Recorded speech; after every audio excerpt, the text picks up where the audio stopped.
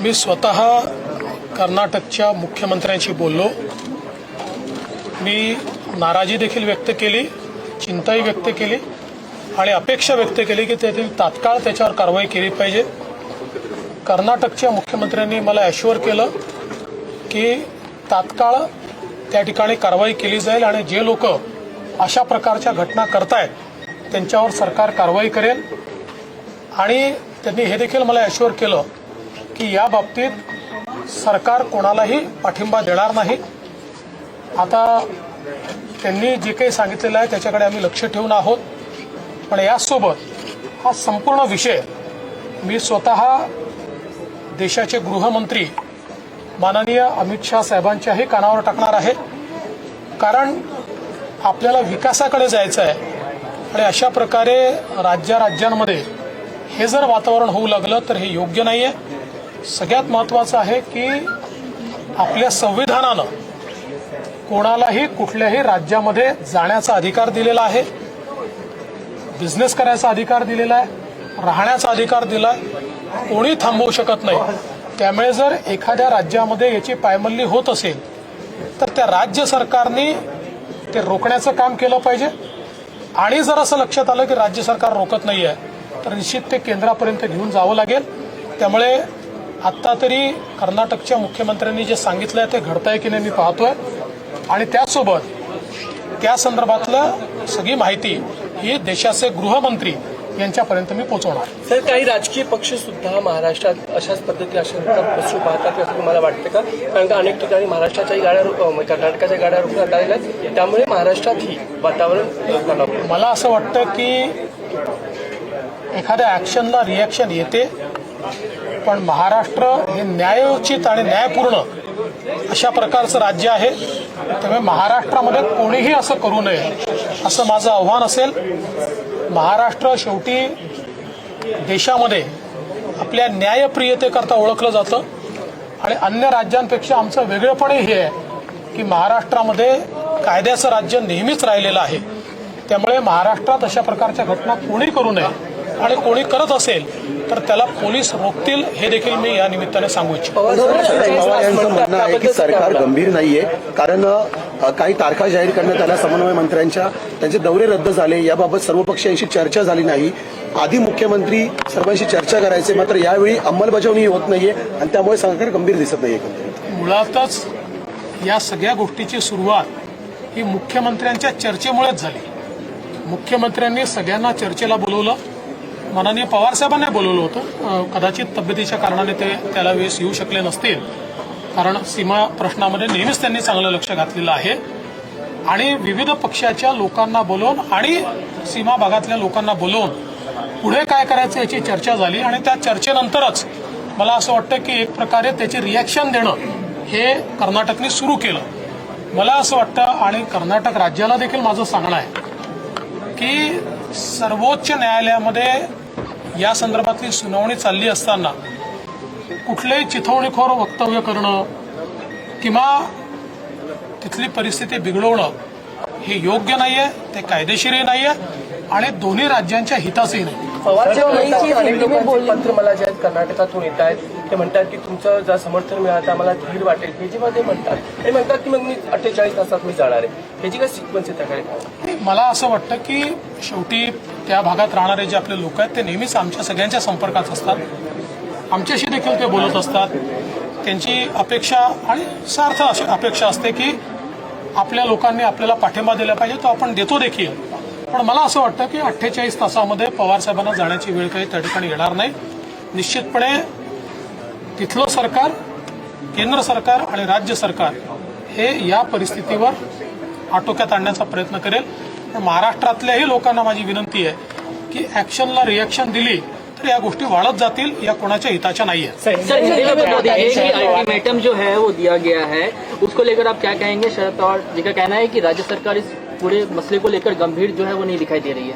पहली बात तो यह है कि मैंने स्वयं कर्नाटक के मुख्यमंत्री जी से बात की है और मैंने उनको ये कहा है कि इस प्रकार की घटनाएं होना ठीक नहीं है. अपने देश में हमारा संविधान ये किसी भी राज्य में किसी को भी आने जाने की, वहाँ रहने की, वहाँ नौकरी करने की इजाजत देता है, तो अगर महाराष्ट्र की गाड़ियों पर हमला हो रहा है तो ये गलत बात है।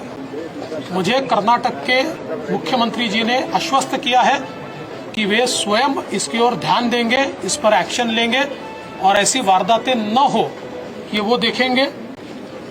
ये सारे मसले को मैं देश के गृह मंत्री आदरणीय अमित शाह जी तक भी ले जाने वाला हूं, उनको भी इस बारे में अवगत कराने वाला हूं और मुझे ऐसा लगता है कि इस बात की नौबत नहीं आएगी, ऐसी चीजें नहीं होनी चाहिए।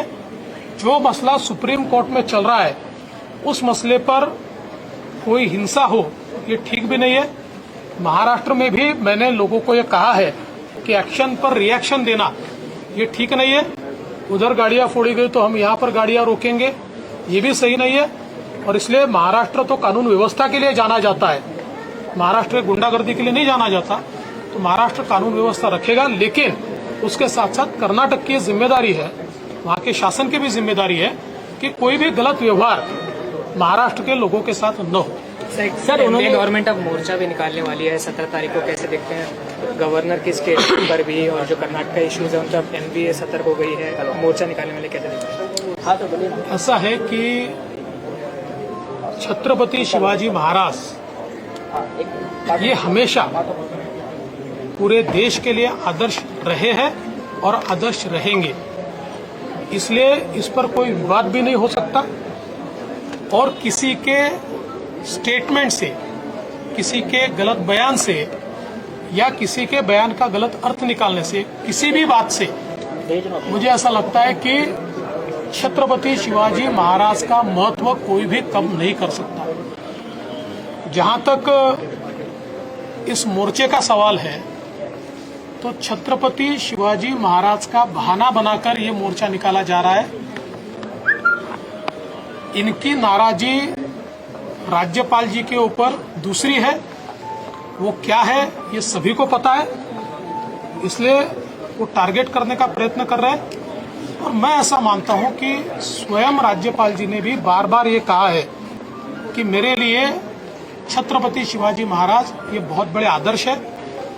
और राज्यपाल जी ने ये भी बार बार कहा है, और ये बात सही भी है, कि राज्यपाल जी एक ऐसे राज्यपाल है जो स्वराज्य की राजधानी भी गए रायगढ़, जो सिंहगढ़ भी गए, जो प्रतापगढ़ भी गए, जो शिवनेरी भी गए, और आई जिजाऊ का दर्शन लेने के लिए वो उनकी जन्मभूमि पर भी गए। तो मुझे ऐसा लगता है कि अब इस सारे मसले को जिस प्रकार से तूल दिया जा रहा है, एक प्रकार से राज्यपाल जी के साथ पुरानी रंजिश को ताजा करने का प्रयास ये लोग कर रहे हैं। सर, महाविकास आघाडीच्या मोर्चा महामोर्चा काढणार, जरी राज्यपाल बदलले तरी आम्ही मोर्चा काढण्याची जी भूमिका आहे त्यांची, त्याबद्दल काय म्हणाले? छत्रपती शिवाजी महाराज महाराष्ट्राचे आणि देशाचे आदर्श कालही होते, आजही आहेत आणि उद्याही राहतील। कोणी काय बोललं याच्याने तो आदर्श कमी होणार नाही।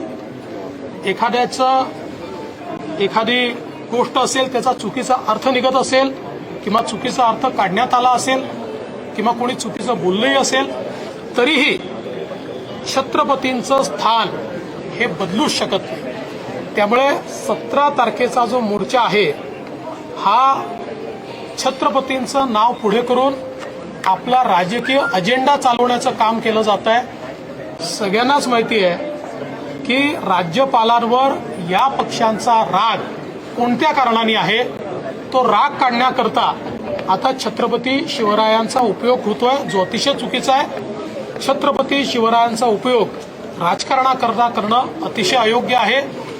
आणि जे लोक छत्रपतींच्या वंशजांना पुरावे मागतात त्यांना काय अधिकार आहे छत्रपतींच्या नावाचा वापर करण्याचा, आणि पुरावे मागितल्यानंतर सारी माफी देखील ते मागत नाही, त्यांना काय अधिकार आहे राज्यपालांना प्रश्न विचारण्याचा। त्यामुळे मला असं वाटतं की हे जे काही सगळं चाललेलं आहे, छत्रपतींच्या नावाने राजकारण चाललंय, पण छत्रपतींचं नाव कोणीही कमी करू शकत नाही।